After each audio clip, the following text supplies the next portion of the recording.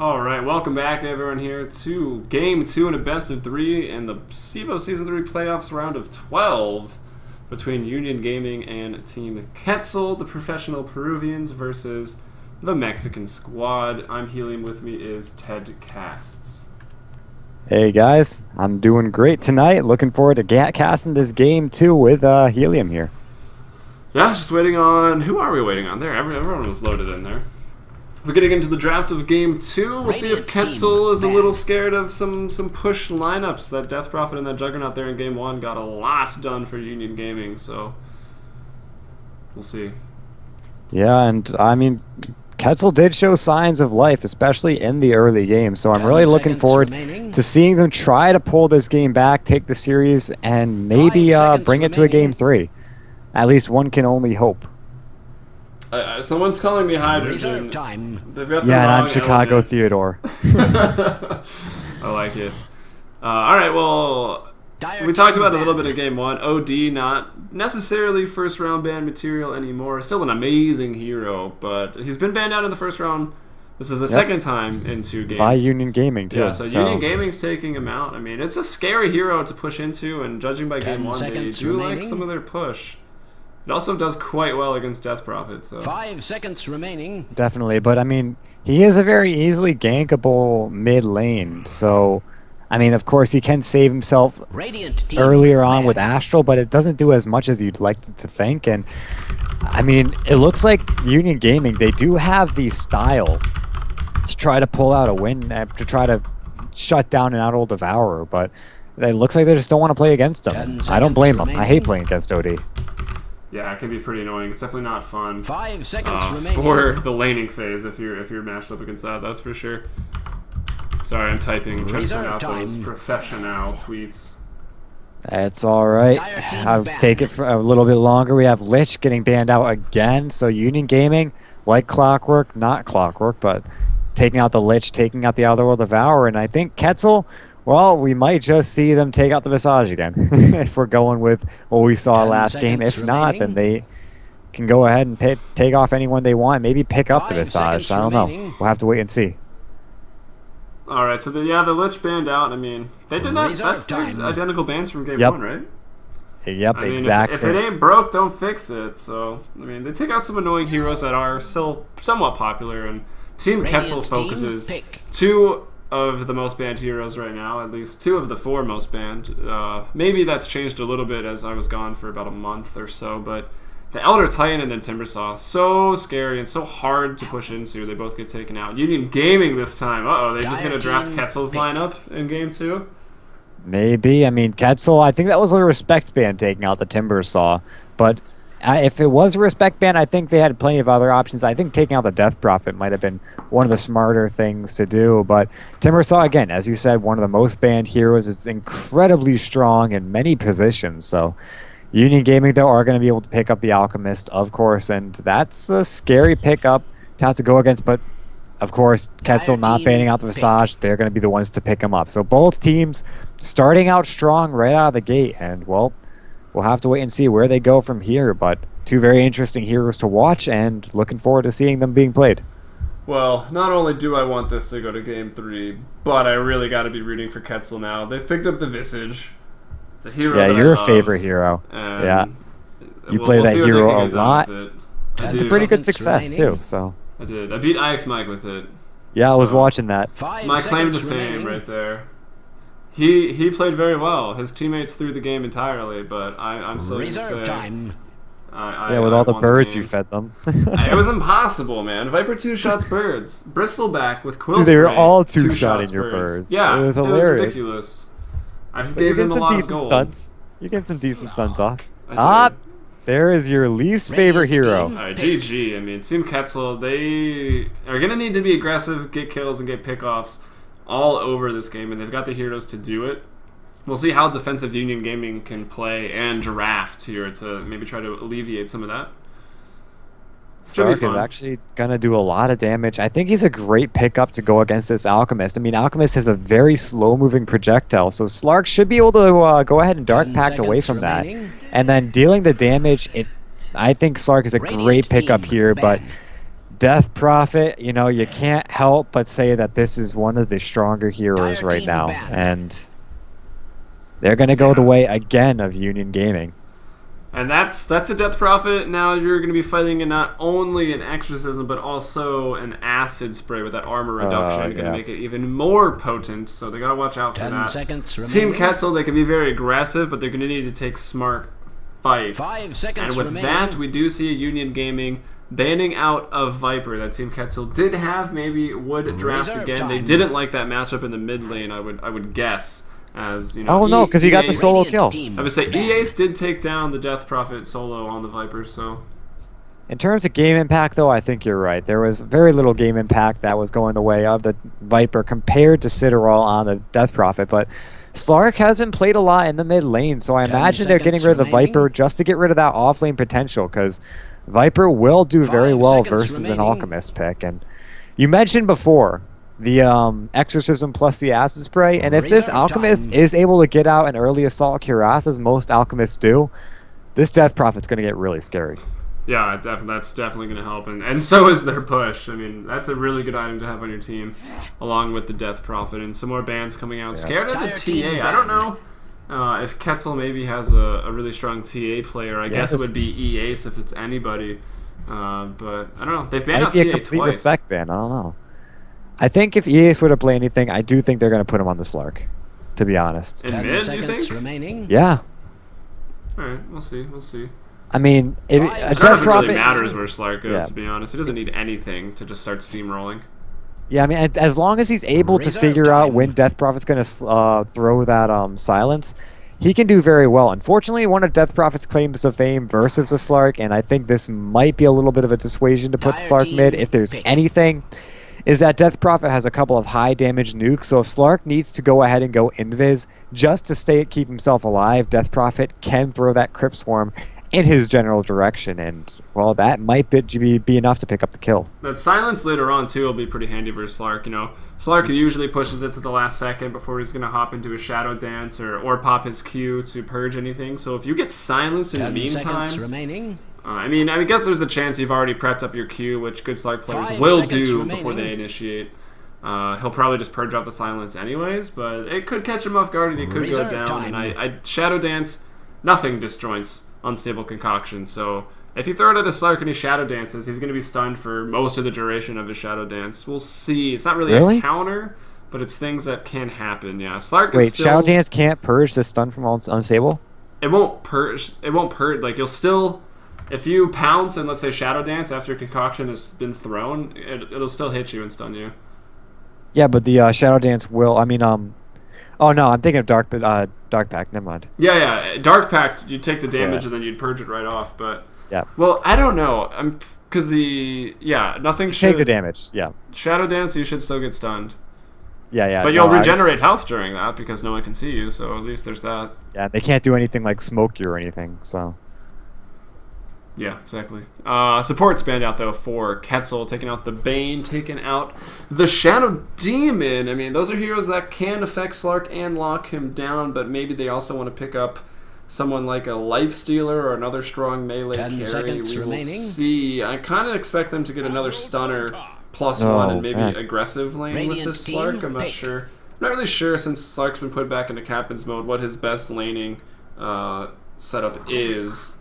But it seems like anything, Dire pretty much. team pick. Well, there are two picks I haven't seen in a while, and I'm excited for this. Rubik stealing a lot of spells, obviously a strong hero to have, but Kunkka picking up the anti-fish with the fish, and, well, this hero, I've seen him throwing mid a lot, and if they don't want to throw the Slark mid, then, I mean, Kunkka does fairly well versus most ranged, as he does have quasi-range with his Tidebringer, 10 but... seconds remaining. I'm interested to see him. He's got great burst damage, got great 5 seconds survivability remaining. with his rum from the ghost ship.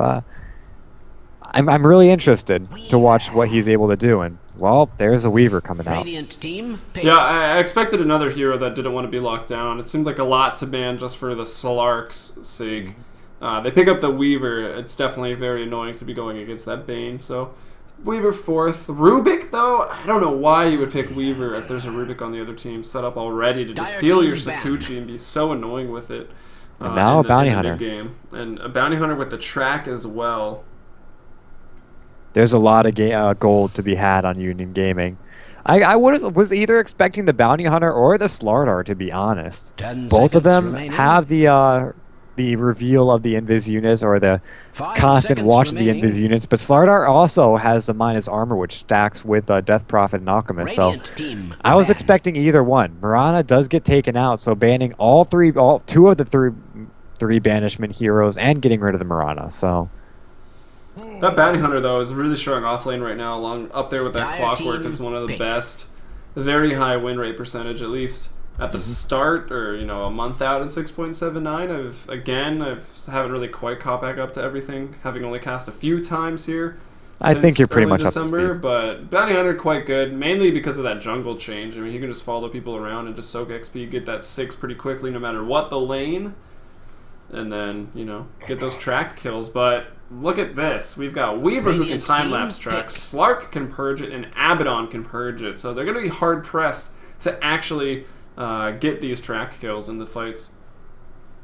let me just go out and say that Team Quetzal are throwing out the pure 2014 lineup here. These two heroes, Slark and Abaddon, just recently added to Captain's Mode, both of them, and 10 seconds remaining. two incredibly strong survivable heroes. So 5 seconds I'm really remaining. interested to watch Quetzal have a team that, in all honesty, I don't think they're going to be able to kill or they're Reserve going to time. die at all. Which is good news going Oh, up yeah. against that exorcism. They have three possible invis heroes, Kunkka with the Shadow Blade, Slark with the Shadow Dance, and Weaver with the Scoochie. You got Visage, who's got the great survivability in form of the Gravekeeper's Cloak. And you got Abaddon, who's got essentially 2 lives and has the Aphotic Shield to keep any stuns from really connecting for too long. I kind of like the Lifestealer pickup. At the same time, Weaver counters it pretty well. Abaddon counters it pretty well. Slark counters it pretty well. I don't know, man. I think Lifestealer is a little bit of a stretch for this one. I mean, he's still good. That's for sure. Oh, no, he's still a strong hero, but I don't like his chances versus Quetzal's lineup. Yeah, and if he finds himself against that Weaver 1v1, Weaver does like to win that matchup. It's pretty hard for the Lifestealer, although it can be done, and we'll see what happens here. Well, I'm worried about Union Gaming's ability to lock down nearly anyone. If they focus the Slark, he dark packs it all. If they focus the Weaver, then 10 Abaddon seconds can remaining. Aphotic Shield him. I mean, unless they get a beautiful silence off from this Death Prophet, there is a lot of survivability on the side of Quetzal. So, I mean, if you want to go ahead and introduce the teams, we can go ahead and do that now. Yeah, I'll start off with the Dire and throw it over to you for the Radiant. We've got Team Quetzal playing the Dire here once again. Viva Mexico. Going to be playing that Visage here in Game 2. We've got Weaver handed by P.O. Going to be taking that. Their lanes, I don't know. We didn't even really discuss where they're going to lane. We'll just wait and see. Could be going off lane. Could be going aggressive tri-lane. Could be duo laning. We'll see what happens here. EA's going to be going into the mid lane on that Kunkka. Abaddon here. Yeah, they will be aggressive tri-laning. Abaddon going down there into the bottom lane. That's going to be played by N. And I believe P.O. on the Weaver shall be joining them, as well as Visage, who's already heading down there. And last but not least, Joker on the Slark will have that solo safe lane top. All right. So for Union Gaming, we have, of course, Citadel is going to be playing the Death Prophet, sending out her little swarm to do her bidding. We got Zero Kun lifting it up and putting it down on the Rubik. Gosu Ray will be playing the Alchemist here. Ben Jazz on the fancy little Lifestealer, and Angel tracking it up with the Bounty Hunter. So decent lineup coming out from both these teams. Given the early game, I think Quetzal has the early game, to be honest. I'm just kind of... You set the bar pretty high on Rubik, picking it up, putting it back down, and then... I lift things up and put them down. It wasn't so great after Fancy Lifestealer and tracking it up on Bounty, but the Rubik, that was good. Oh, come on. I like to give a little... You should have ended with Rubik, because it was just so much better than all the other ones. Hey. Don't be doing that, man. I like to give little introductions. I admit Fancy Lifestealer was a little bad. That one wasn't too good. I was gonna go feasting, but I kind of screwed up my Fs. And I think the bounty hunter was pretty good, tracking it up. I like that. Maybe infestation or something. I don't know. I like feasting. I like feasting. Fancy Feasting's was good. out there though. You're right. Yeah, fancy was a little. Come on, they both have an F sound. They both have sort of a S sound. So. All right. Well, game is paused, so we know it is going to be a real game of Dota, as the last one was, and it was fairly enjoyable. A little bit one-sided for Union Gaming. This game, it seems like you and I think myself as well are kind of favoring at least the draft of Quetzal, but we'll see what Union Gaming can do here on the Radiant side.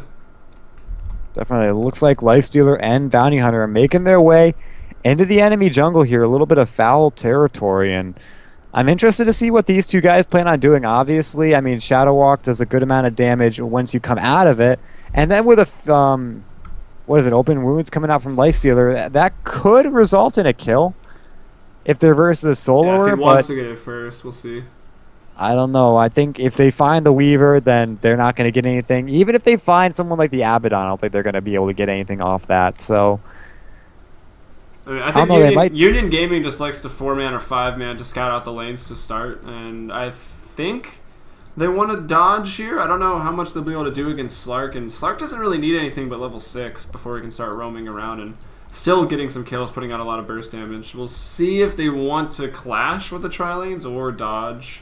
I don't really know what's going to favor them the most. They've got that instant stun for the Weaver, so they do have the potential to kill Weaver pretty early on. If we check out Sentries are on the support Alchemist here, so they have some good supports to take out a squishy Weaver early on.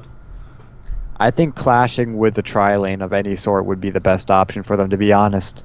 They have a lot of stuns and a lot of damage potential that I really think they have. That I think Quetzal is actually purposefully avoiding the tri-lane for that reason.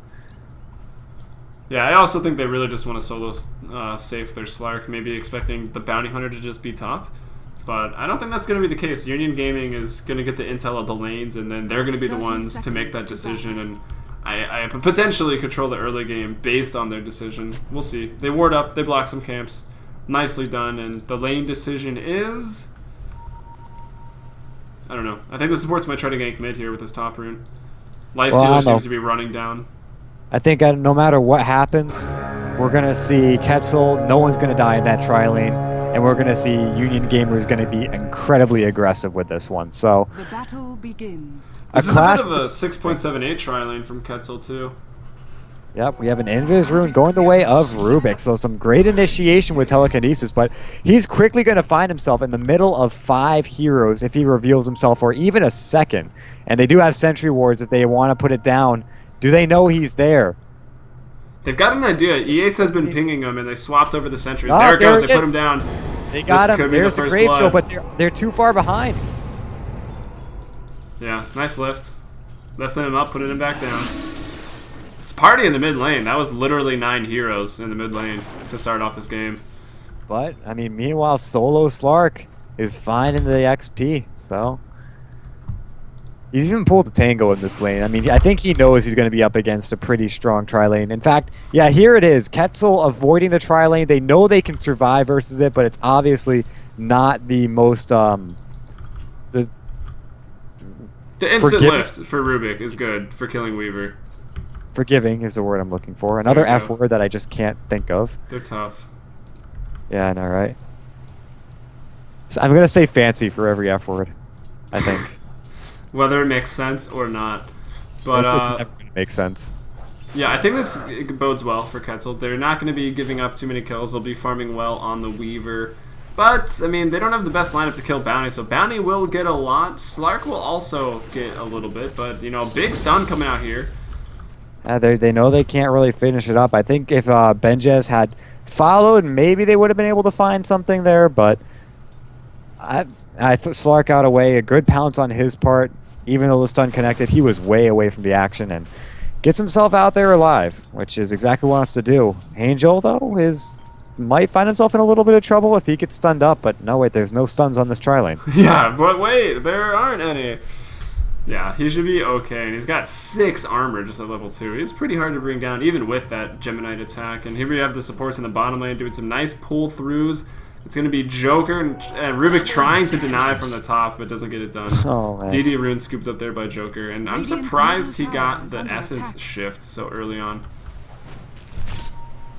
I think he may be skilled without checking the lanes, expecting 1v1. Well, a good play from Slark going up just to give a salve to his allied mid laner there. Now he's going to make his way back. If he can find the Rubik here, he might be able to find a kill, lift or not. And it looks like that's the direction he's going to go. And no, he's just going to go ahead and farm the jungle camp with that DD rune. That's good for him. He's getting a lot out of that, but there's a rotation by the Alchemist on the backside. Fade Bolt tries to steal it. Doesn't quite do it, but 104 gold out of XP going over to Joker, who does not yet have Dark Pact. He's still quite killable. We'll see if he wants to skill it up now. And Angel up top. It looks like he got dove a little bit, sustaining some damage, but you know, he's got a lot of regen. He is level 3. Slark is also level 3, so I think both of these solo 1v3 heroes are going to have a pretty big impact. But no, they rotate down for an aggressive tri-lane. Yeah, they want to fight this tri-lane. And it looks like... Go for it. I don't think they're probably not going to kill. A great jump there on to Gosu Ray, and they're actually going to find that with the Soul Assumption. We talked about Visage first game, why he was banned out, and there it is. Got so much damage potential with that Soul Assumption, and the Grave Chill just almost guaranteeing a kill every single time, but it was the Pounce ultimately that secured it. Oh, meanwhile, wow. 2 points in Shuriken Toss, catching that Weaver off guard. Probably attacked right out of the shadows. That's one of my favorite builds for a bounty hunter is Max Shuriken Toss, just because it sneaks up on you.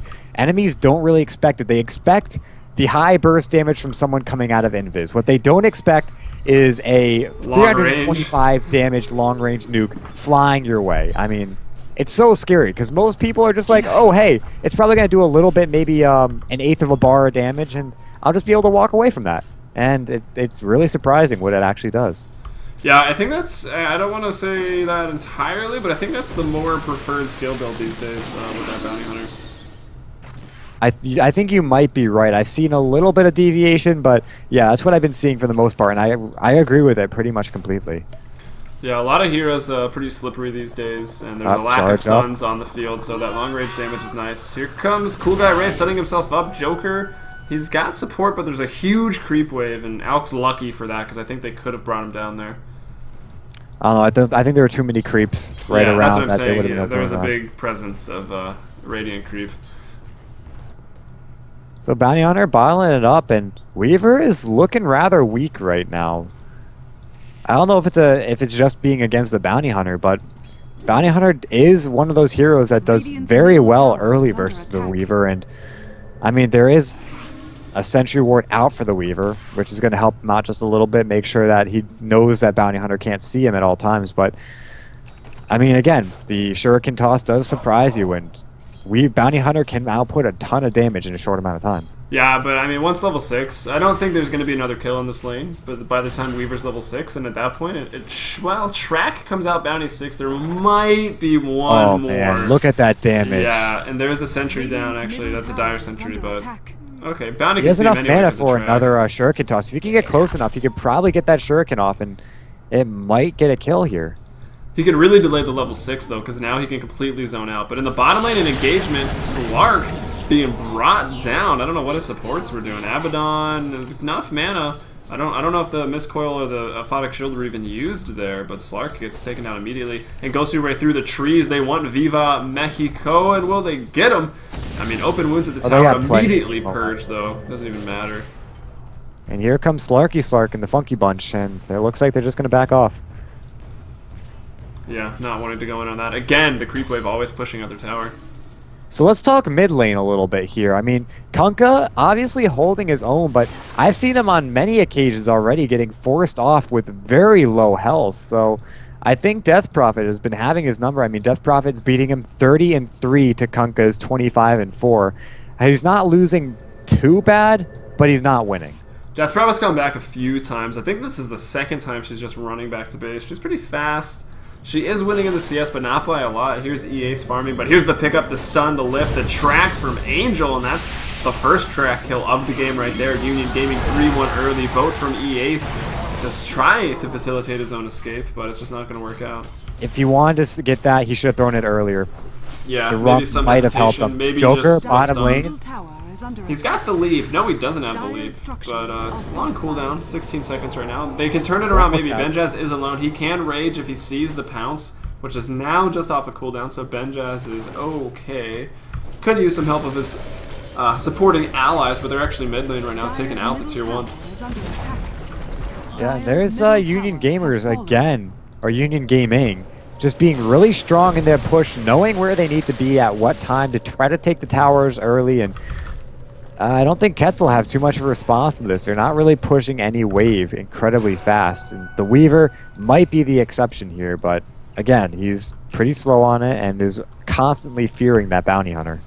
Here's an item you don't see picked up too often on Weaver, but it's still pretty good. I mean, you don't really need that high of an Radiant's HP top on Weaver tower because you're so is under slippery. You attack. have the time lapse anyways. It's a lot of effective HP in that regard. But he picks up the phase boots just to really click hard with that Gemini Radiant's attack, bottom which tower is let's see how under many points he attack. has in that at the moment. He's got 2, so no bugs yet. Swarm is not been leveled up. Rotation into the bottom lane. Consider all find a kill here. No, in fact, he might actually get turned around on. Nice Here grave comes shield. Weaver rotating in, but they're not going to be able to do it. This Death Prophet's just a little bit too fast. And now, Lifestealer, he does already have his Infest on cooldown. Use that to heal up, so he can't use it if they decide to go in on him. But he does still have Rage, and that's going to be the end of a push. Weaver wasting a lot of time to try to come down here and find a kill.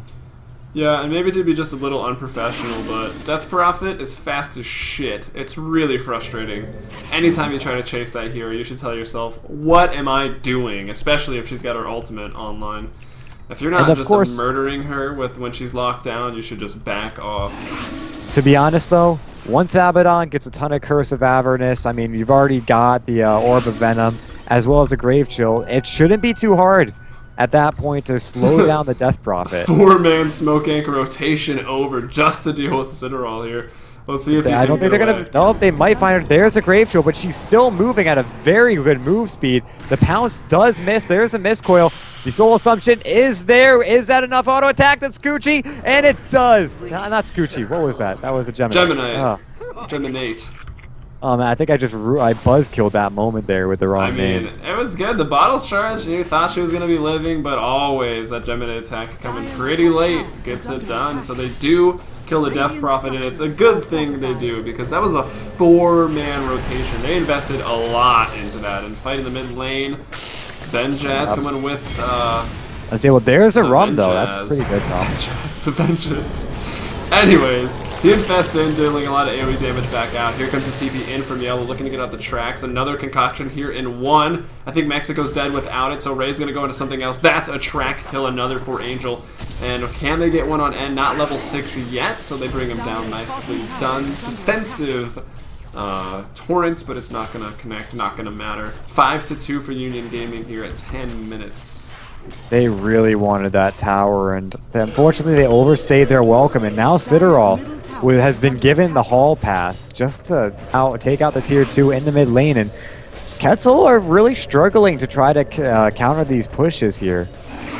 Yeah, I mean, again, they drafted a strong team, but they've got no counter push once again versus this Death Prophet. I mean, even the Alchemist, if he goes Shadowblade here, sure, he's a support, but support Alchemists can get big, especially getting some farm with Grievel's Greed, not to mention the tracks that Angel's been putting up, 2 or 3 of them now out of those 5 kills. A bit of split push here with the Weaver to maybe dissuade Union Gaming from 5-manning a little bit, but I don't know if it's going to be enough, and Union Gaming once again looking good early. They're 4,000 gold ahead at 11 minutes. That's pretty big, and 1.5k XP. Radiant's top tower Very is under reminiscent of attack. last game, but I think one of the main things about that is that they had supports that are level 4, level 5, and when you've got low-level supports, who really hurts the most? The supports that automatically have stuns and don't need the level 6, or supports like a Visage who gets familiars with level 6, or a support like an Abaddon who gets a second life with level 6. Not to mention how much stronger Soul Assumption is with 2 more points in it at level 7. Yeah, so I mean, you're talking about very low-level supports. Both supports on Union Gaming have their level 6. Meanwhile, I mean, where are the levels on Quetzal? Even the Slark, I mean, I said on the draft he's a hero that doesn't need a lot to get things going, but It's hard to gank up one, the Bounty Hunter's Invis. Lifestealer can rage, and I mean, Death Prophet now is just grouped up with the other supports getting things done. And as we talk, Benjaz in the bottom lane, gonna just go ahead and infest, run away. Hasn't even used rage yet. He's actually gonna maybe turn it around. The Purge, that was Benjaz maybe getting a little over aggressive. Should have potentially just ran. It's hard to get a kill with an Abaddon standing around. Yeah, in the top lane, Weaver almost going down there, and I mean, what looks like in the jungle, East could be in a little bit of trouble. There's no acid spray though, and there is the torrent just dissuading a little bit, and East should get out of there just fine. It's sad when a support is smashing your face in your jungle at 12 minutes. But Kunkka does go Midas. I gotta say, this is maybe one of the first times I've seen a Midas pick up on Kunkka. I'm gonna be perfectly honest. I think a Midas at 13 minutes is really greedy. Yeah, I mean, it's sort of the comeback item of the patch, I guess. Sure, they, in 6.79 C or D or whatever it was, they increased the price a little bit to mess with the passive gold increase, but we'll see. I mean, MLG Columbus was Midas Gaming at its peak, I think. It's fallen off a bit since then. Oh my god, Weaver forced a time-lapse out in the top lane. He's got a good amount of support TP coming in, though. And Citadel now getting slowed up. A great pounce. But there's the Unstable Concoction. It catches two. It's not enough, though. Citadel will end up taking the fall here. And, that's pretty nice. Yeah, when you get a kill on the solo mid, I mean, it always feels good, but that's the one they've been killing all game. And now, Zerocon with the Scoochie will find Viva La Mexico, and... well, I think that's all said and done. There's a Blink Dagger on Alchemist. Legit. This guy knows. Gosu knows what's up. Knows what's up here. Force Staff's pretty good too, just to start off. A little bit more for your initiation, also provides escape, but the Blink Dagger ain't bad either. That Blink and Slam in Alchemist. Bottom lane, Joker taking a lot from the Crypt Swarm, but does have enough mana for either a Dark Pack or a Pounce, whatever he sees fit. And just regenning like a boss right now. The kill on the Death Prophet, one, it's nice, like you mentioned, solo mid, big hero. Feels good to kill it as well. But Abaddon hits level 6 off of that, and suddenly, you know, you can't focus Abaddon, he's not an easy kill anymore. So that could be the call, the battle cry here for Quetzal to get back into this. Is a bit of a fight in the bottom. Boko is out to no avail. Will smash Zero in the face, but he's got Shikuchi anyway. Citadel going to be brought down, and that's that Slark coming into effect here. Teamfight still breaking out, though. Visage in trouble. And I think the Dire, Quetzal's got this one. Soul Shum's going to take out the Weaver. Benjaz fighting like a man. Another Shuriken toss from Angel. He's dominating. Benjaz still alive. Has infest. Will get into Angel. Gonna Shadow Walk away. And look at that. There's no reveal right now. They might even go back in for some more because there's Gosu Ray on the Alchemist coming back in, trying to stun up. And Abaddon's being slowed up by the neutrals. I'm surprised Gosu doesn't go for it, but they got the burst on their own. They're both going to get that track kill. It looks like Benjaz was armlet toggling, but just the Feast, I think, getting his HP back. Here comes Weaver fighting. Now going to be forced to run away as Angel picks up yet another kill. I'll assume it was a track, a little off the side of the screen, but it's a double kill, a triple kill, I mean, an extended triple kill, I guess, in the whole grand scheme of that fight in the bottom lane. Well, looks like Pfeiffer actually got himself an item that one. What? Yeah. These bastards. Either way, I think I really feel like Quetzal should have taken that one and gone. And unfortunately, I mean, there was a good torrent out on Kunkka, but they were all back. Union Gaming just all came back, and they took that fight in a blaze of glory, even when it seemed like they were losing. And they got track kills to boot. I mean, they got quite a few there, like 3 or 4 in that entire engagement, and it's 10-5 now. Take a look at the gold graph. Yeah, it's peaked 10,000 now. That's pretty brutal, especially at 16 minutes. It's officially going to be a long road back for Quetzal, despite it only being 10-5 if you happen to just be joining us here for the first round, the round of 12 in the CEVO Season 3 playoffs. So action will be continuing, I don't even know what the days are, every Monday and, what is today, Monday and Wednesday? Monday, Tuesday, Wednesday, Thursday. Wait, are you just reading the days of the week, or is that... No, I've looked at the schedule, and it's you and Orbit on Monday, and it's Gorgon and I on Tuesdays, and... Alright. Well, I might need confirmation. I might need confirmation, yeah. And make sure to follow here on twitch.tv/playcevo1, as it looks like Another team Angel. fight breaking out. Angel being focused down this time. A good boat as well. And nice to take out Angel. No tracks here, so if they can't win this fight, but Benjaz comes up with his fresh armlet onto E-Ace. Gonna bring him down pretty much immediately. Gonna pop out the borrowed time. Benjaz, though, 2 fall. Suddenly 11-7. 2 down for Union Gaming. Rubik just not doing anything. Is just chilling down there with the Sakuchi waiting. I think Gosu Ray gonna be cleaned up here. Dropping the big stuns. The magic wand as well. Toggling his treads. No, that was Slark doing that. And the instant lift. Benjaz buys back. Picks up the kill. Meanwhile, Citadel continues to run. Big miscoil. We get there just in time. And picks up that kill. 12-8. But God, it's still continuing. You take over now. I'm done.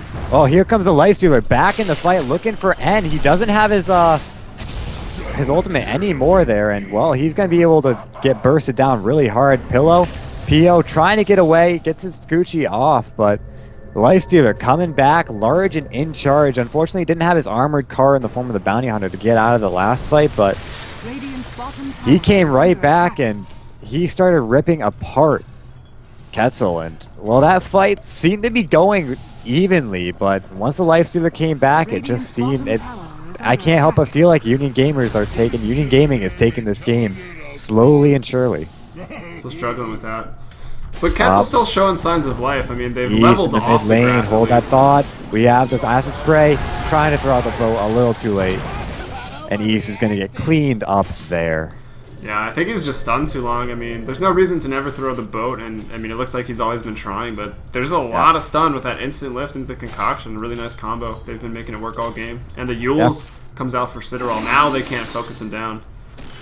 Now, for those watching who like to play Kunkka, who aim to play Kunkka, always throw the boat. Low cooldown, and you can even survive off of it in some occasions. So yeah, the Cocoa Rum is very, very good, and I feel like that's a tooltip that is very, very confusing. oh yeah, but it's incredibly important. Yeah, watch That Sing is Sing play. one of the things that make the hero. Exactly. Not to mention those glass cannon crit builds and the potential of a rapier. Very I fun. don't watch Sing Sing to learn anything. That, Watch okay. Sing Sing to enjoy. Oh, the timely point. smoke. Angel in a lot of trouble here. We got the miscoil going out. The Soul Assumption. Will it be enough? No, it won't. But the little swarm here trying to do the damage. Fortunately, it won't be enough to lift onto PO. And well, he's going to get knocked back a little bit. And that's going to be the end of that. No chase. Or they can't chase anymore. They might see Gosu Ray. His ultimate comes off, but I don't see any more re-engagement. Hold that thought. Is Angel going to come back in from the bottom? No, it looks like it's going to be Rubik actually getting caught out. But the Weaver not deciding the support isn't worth it. He wants a big bad bounty hunter, and I don't know if he's going to be able to get it, especially with the Invis Rune, the little bit of redundancy there, and Visage throwing out the stuns on absolutely nothing. I don't even know what's happening over in the Dire Jungle right now. People are running around, but Citadel is the one getting objectives here. He takes out the bottom Tier 2 tower, so another one to fall. The Dire have pretty much officially lost their Dire Roche advantage with the middle Tier 2 and the bottom Tier 2 going down. I hear Alchemist with a long stun from behind. That's going to pop out Borrowed Time. No, it didn't. Just kidding. Alright, well, no one dead yet. Everyone's kind of too scared to engage after the last couple fights. There's Borrowed Time. There's Borrowed Time, yeah. Benchaz goes right onto E-Ace. Can he bring him down? Nice concoction. Torrent stolen by Rubik. Now he gets the Sakuchi as well. Takes out N with the right click. Gosuri being focused. Will finally go down. Benjaz now fighting Joker. Benjaz really needs a basher right now. Citadel getting pretty low. Has likely already used his Yule Scepter. No, he has not. He's just pulling the familiars off the fight. And now Joker going to go down right before the Visage getting picked off. Still no vision for the Weaver, but 18-10. Benjaz double kill. Support Alchemist and an offlane bounty going down for Union Gaming. I think the fight's over. I think it is. I bursted down laughing in the middle of that because one of the people that won an item was Chicago Theodore famous caster. You've arrived. Yep, I have arrived. So I'm there, mother. Can you feel me? Dire's top There you tower go. is under attack. Wow, not going for a basher. Benjaz is going race car build. I mean, Phase Drum's now picking up the S and Y. I think the basher would be really nice for dealing with Weaver, dealing with Slark. The team fights would be even more sort of one-sided. I don't know. I think at this point he's just getting jealous of all the slows out on Quetzal. He wants his own. Yeah, potentially. I mean, look at that. He's got the Orb of Venom and the Sange. You're talking like really slowly moving enemies here. Yeah, and even if they Sange do, is an aura, right? Or it was an aura in Dota 1 where Orb of Venom is an orb, so yeah, they stack the slows. yeah, their Sange is not a unique attack modifier, so they can stack, and it's really fun.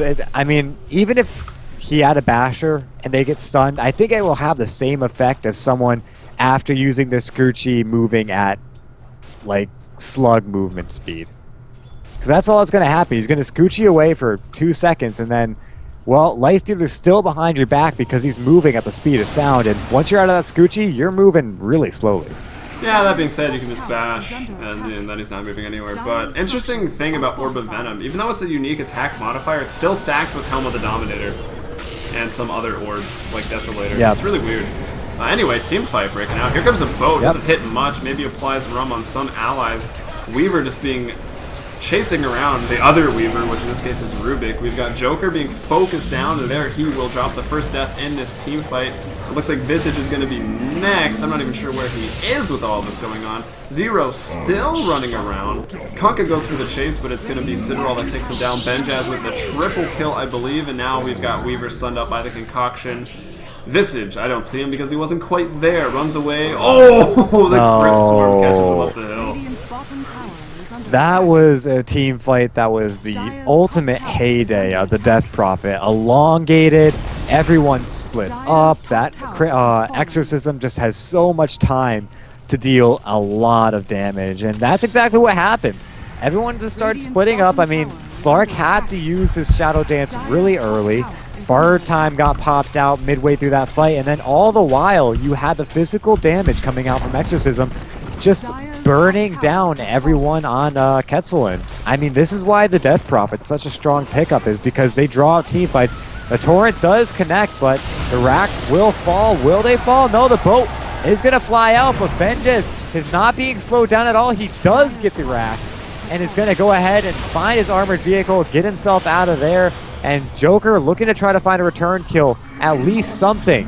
Consolation prize, if anything, and he does get it onto Rubik. There's the Infesto. East taking Nice a lot of Torrent. damage. The Torrent does connect, though, onto 2, but it's not going to be enough. East just 2 attacks, though it takes, even with a Photic Shield, and trying to do the damage with the Photic Shield, keeping himself alive. And Benjes, actually, with the Visage Familiars, getting the stun, and that is all she wrote. The Lifestealer takes a fall. Meanwhile, looks like Slark trying to get away, does not get away. It looked like he was in his Shadow Dance. I don't exactly know what Nah, happened he was in there, the middle but of Dark Pack, so he got out of the stun immediately. Well, we see Weaver fall as well to Exorcism. Got out of the stun immediately, but he still took the damage and died to it. and no, there's no chance. Fade Bolt to fly, and I think, Another CEVO admin picking up some items on. yeah, I think that's game. Yeah, I think it's been game for maybe a little while after that big fight that went Yep. 0 for 4, maybe 1 for 4 in the top jungle. And Yeah, it's take really, a look at Golden XP. It's scary. yeah, I've been bringing it up occasionally for the viewers.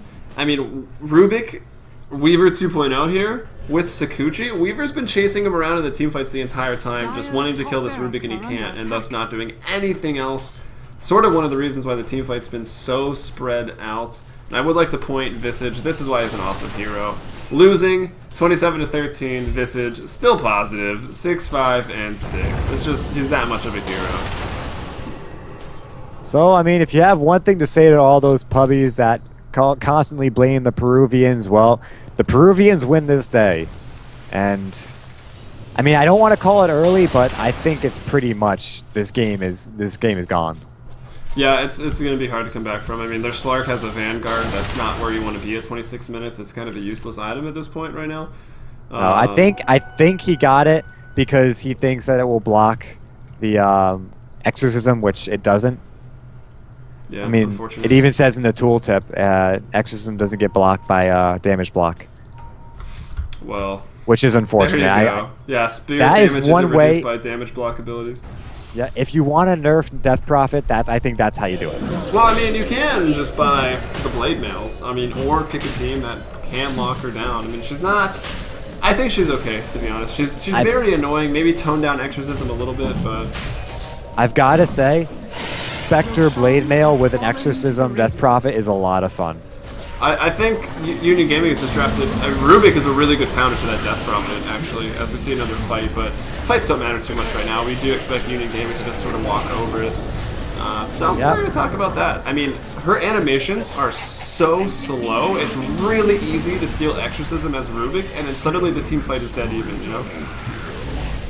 I could see that, but there is a boat coming in, and it's going to hit no one. It does get the rum off, though, and I don't think Quetzal will have a chance at this team fight, but they are getting pickoffs. They did find the Alchemist, and they did find the Rubik, so again, a little bit of consolation prize, maybe some collateral for Union Gaming, but... Visage remains positive, now 7, 6, and 7, so... Oh, he should get back to Fountain, and... I'm pleased. He's dead. He's good. Yeah, just stay in Fountain. Don't do anything. Joker dies in the middle of his Shadow Dance. How is this still going on? I feel like, okay. Citadel will probably go down here. Actually, maybe not. What does he have left? He does have a Yules in 5 seconds. Shiva's Guard, and he's fine. The birds come out, but they're going to be taken down by Benjaz. There's the Shiva's Guard out. That damage. Citadel will still survive. Viva, you should have just left. What is he? 7, 7, 8? That's still positive. He's good, he's good. Benjaz not going for an Ultra right now. There's N surviving a little longer with the borrow time coming out, but no, Citadel takes it for the dominating. And at this point, I think we're just farming items for the viewers. Yeah, I mean, I don't win any ever, but you know, whatever. Yeah. It's okay. Oh, GG's do fly. Game 2 goes to Union Gamers. The Peruvians take the day, and well, I mean, they were the 5th seeded team, right? Going against 12 on Quetzal. So, I mean, unless I'm mistaken, I think they did exactly what they should have done. Potter is picking up an item there. Yeah, I mean, their draft, it looked good if they were going to be really aggressive and able to get things done, but the way the lanes worked out, they weren't able to do any of that, and then they had that same problem they had in Game 1, just the inability to stop the push, and with Death Prophet on the team, with Weaver, with Sakuchi, it was too much, and even though the fights were going even, which they weren't, Union Gaming had that track up, so it was pretty difficult for them to get back into this game after even going, I think, at 10-5 was the score when the game was really snowballing out of control. Yeah. But that being said, I mean, it's a double elimination bracket, and I know we're now on the info page, so you can see CEVO.com/events/DOTA2. You go there, you can find the brackets pretty easily. Check out the results of some of the other games, follow the action. Round of 8 should be really, really nice. We've got the #1 ranked Unnerve going to be playing Mike Chandota, Bird's Nest versus Top 5. That match has been announced.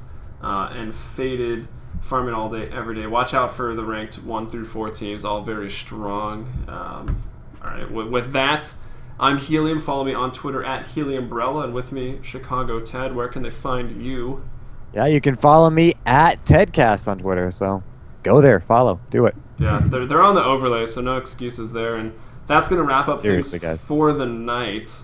I'm just going to throw on some music, and thank you, everyone, from, what were the teams here? Peru, that's in South America. So thank you for all the South American viewers, as well as Mexico, the Central American viewers, and of course our very own American, North American, rather Canadian, Canadians, you know. Thanks for watching. Hope to Thanks to see everyone. You following. Yeah, pretty much everyone. Yeah. Hope we to got the see whole you world following here. Twitch.tv/PlayCevo1, PlayCevo, PlayCevo2. We got a bunch. We got partnership now.